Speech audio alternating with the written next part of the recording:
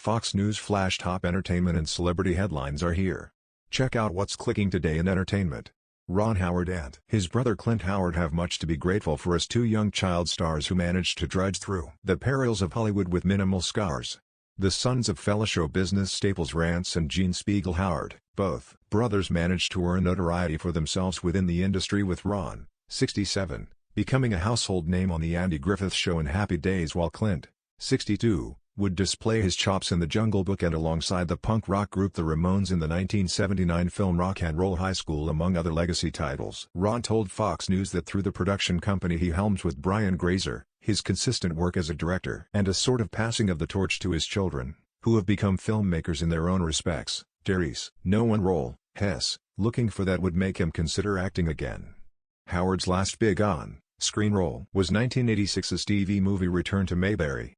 Ron Howard reveals why anxiety over Happy Days character Fonzie led to hair loss. "I kept everything inside." The Howard brothers are pictured here on a trip to Apple Valley.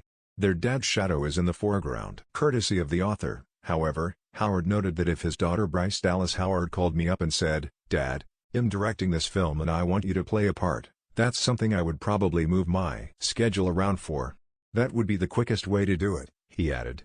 Happy Days alum Ron Howard reveals who he would tap to play Richie Cunningham in a series revival. Despite the fact he isn't actively looking for work as a performer, the Oscar winner maintained that he was asked to do 3 different roles over the last couple of decades, where the actors wound up being nominated in the Best Supporting category.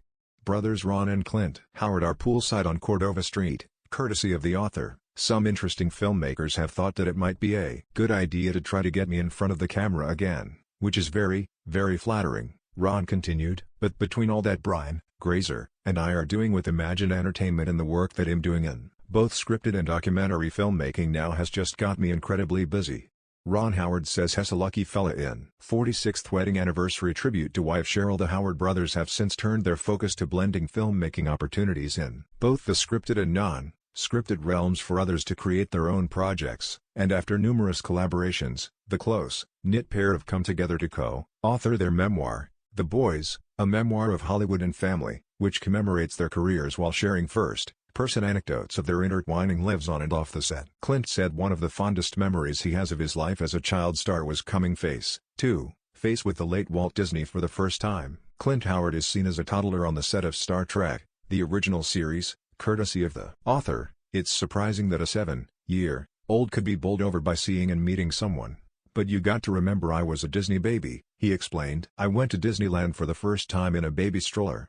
Mom took us to Disneyland religiously," added the Star Trek, the original series star. "So when I saw Walt Disney, it was like a silhouette in the engineer's booth. I was recording my voice for The Jungle Book and I saw Walt Disney and he kind of looked at me through the engineer's window. And then he stuck his head into the recording studio, the main recording studio at Disney. He took one step inside the recording studio. He gave me sort of a military wave and he said, 'You're doing a fine job, Clint,' and he turned and walked out, and it just blew me away." Ron Howard responds to Hillbilly Elegy criticism that it's apolitical, leaves out key elements of book. "I've been on the inside of the magic of the business for a long time," Clint added. "And yet, he represented the anchor. His smiling face is something I will never forget."